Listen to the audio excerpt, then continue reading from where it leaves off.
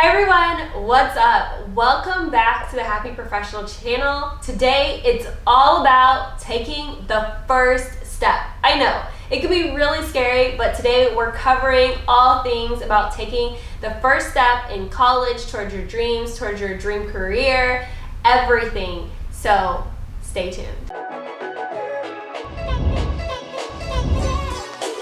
Hey guys, it's Candace Saunders, and I'm going to share with you how to become a happy professional. I'm going to let you in on my tricks of the trade when it comes to career, beauty, fashion, health, and lifestyle to help you create a professional life that you love. I've interned at the White House under the Obama administration, networked with Fortune 500 executives, and have even written a book about it all. What I've learned along my journey, I want to share with you. In this series, I'm going to be opening up my Happy Professional book and sharing with you the unscripted version of what you need to do to become a happy professional. Make sure you subscribe to the channel so you never miss an episode.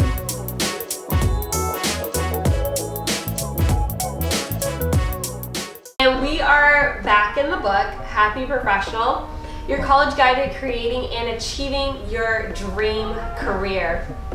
And we are on page 59. And as you all know, I love quotes, and I'm going to go ahead and share one with you. So this is at the beginning of chapter 4, which talks about how the journey is exciting. It says, all life is a delivery room, constantly drawing you out of things that you didn't even know you had in you. And that quote comes from T.D. Jakes. It's from one of his sermons. But I really love that, and the reason I enjoy it, that quote, because it's so true. It talks about how as we go through life, things are constantly being drawn out of us. Now, as you go through life, you have to learn to trust in God's timing in everything that you pursue.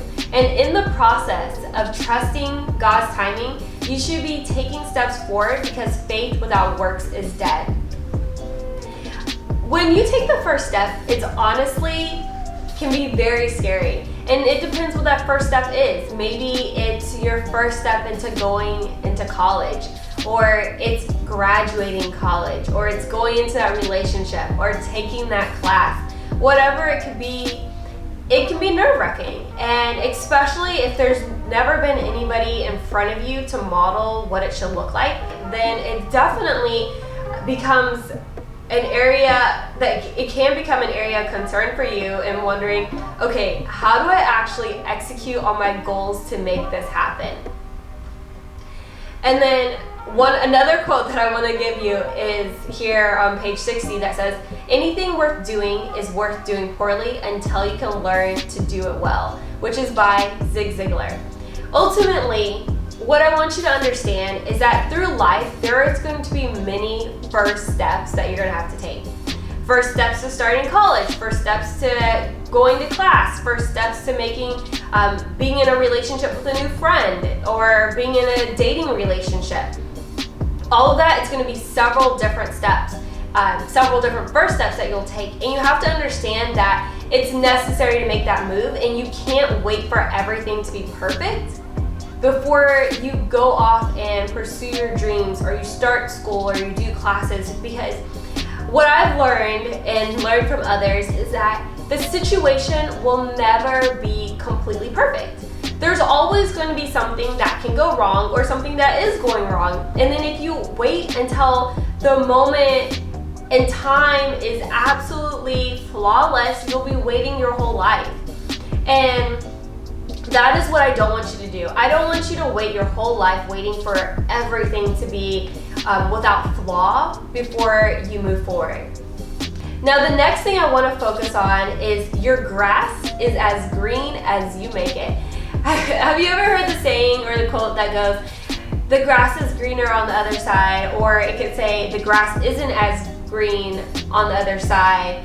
And there's other quotes that say you don't know how much they have to water their grass to keep it green. Like, there's so many quotes and sayings around it.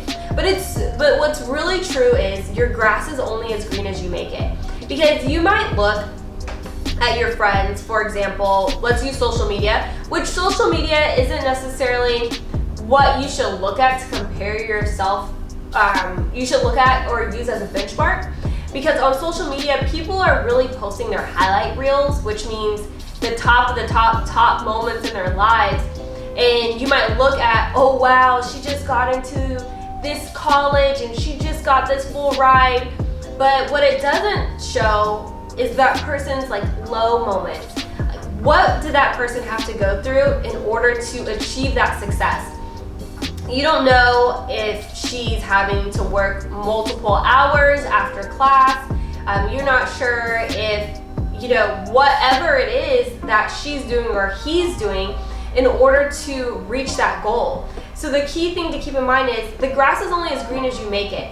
If you want what your friend has, the main thing to do is, one, ask God if it's even his desire for you to have it. Because a lot of times we might look at somebody else and think like, wow, I think that might look good on me. And not necessarily just clothing, but skill sets and opportunities. And in reality, it doesn't. And that's why you have to be careful of getting in the habit of idolizing where someone else is in their stage of life and thinking that that should be for you. And instead of focusing on what others have, think about, what do you have? What skills do you have? Because all of us here on earth have different skill sets. We have different graces on our life. We have different promises given to us that we personally are going to fulfill. And if we spend so much time wondering how we can be like others, it won't give us time to be ourselves. And that's not to say you can't be inspired by somebody else, but I would encourage you to never 100% in a cookie cutter formula try to duplicate somebody else's life. Because what they're graced to do, you may not be graced to do. But what they're graced to do, you might be graced to do it like better than how they're doing it. So the thing is, yes, admire people, but from that admiration, still be grateful for who you are as a person and how far you've come, and figure out, okay, what can I learn from what they've done and apply that to my life. In my book, I mentioned, with the rise of social media, it is now more than ever possible to see what anyone is doing anywhere and anytime. It is so simple to scroll down someone's feed on Instagram and see their life and instantly begin to wish that you lived that life, or whether you want to be in that relationship or you went to that grad school.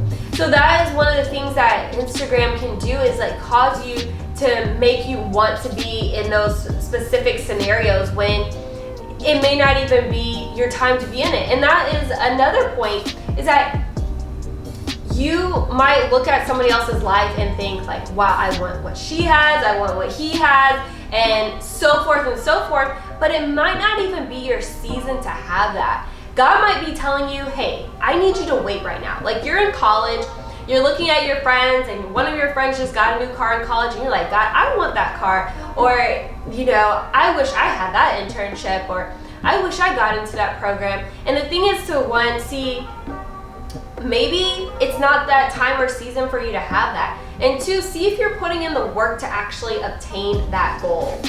Following, make sure that you trust the process. Our society today, our generation, the millennials, the generation after mine, we're in this microwave age, as you probably heard, where we want it now. Like, our attention spans are shorter. Like, we don't have patience like they did in the old days or before us. And it's so important to really trust the process and endure it, because when you have to work for something, you hold on to it a lot longer. Because if you're quickly and instantly given a reward or success, it'll be so much easier for you to just let it go. So that's why it's important to trust the process, work the path, work the plan, and obtain it. One quote I have in here on page 64 says, develop your work ethic while you wait. And I think that's one of the great things is with God, He is not a God of just giving it to you all the time instantly. Yes, sometimes God answers your prayers just like that, but other times He makes you wait. And I think waiting is a great skill to develop, and it's not necessarily always waiting, but patience. when you're in the journey, when you're in a process, when you're going through college, one of the key things you need to have is patience. You're starting as a freshman and you're getting out in senior year, or maybe you're graduating early, but you have to have patience through the process. And I feel like most of the time when you get to that junior, senior year, your patience starts running thin and you're like, I just want to get out of here. I can't wait till I'm gone. I can't wait till I'm on my own. But the thing is to learn to enjoy the season that you're in, because that season will never come again. Like, college is supposed to be one of the best 4 years of your life. But if you spend so much time wishing that you were in another season in your life, you'll forget to enjoy the current season you're in, because there's so many blessings and so many things that you can learn while you're there. And if you spend so much time wishing you were somewhere else, once you finally arrive there, you're gonna end up looking back and saying, gosh, wish I was back in that other season. And maybe not all the time you're gonna wish you were back in the season that you were in. Maybe it's not the best season of your life, but there is always something to be learned from every season that you go through. And that leads into the next point. You don't always have to run through life. I feel like so often as I mentioned, our generation is wanting to run through things. Like, we want it now, we don't want to wait, we want it instantly. But another quote I want to share with you, and this one is also author unknown, and it says, God, help me with everything I have to do today. Please give me grace. And I'm going to just read you this small paragraph I have in my book. Running is a way to exercise and to move from one place to another at a rapid speed. Running will and can get you to the next destination a lot quicker than walking, but you don't always have to go through life at a very fast speed. Learn to enjoy your season, because this season only happens once and it is not coming around again. Before you know it, you will be in your next place in life and perhaps wishing you were still in your previous season a little longer, and you won't be able to get any of that time back. So keep that in mind. As you're going through college and you're wishing like, I wish I was out of college, I wish I was on my own, or maybe you're living at home right now while you're in college and you're like, I'm ready to be out, I don't want to be here anymore. And I understand that, I've definitely been there before, but I think the key thing to think about is like, what can I learn while I'm at home? What can I learn in this season while I'm finishing out my senior year of college? Because when it's over, and you're on to the next season of life. And what I've realized is that every season that you move through is there and designed to teach you something.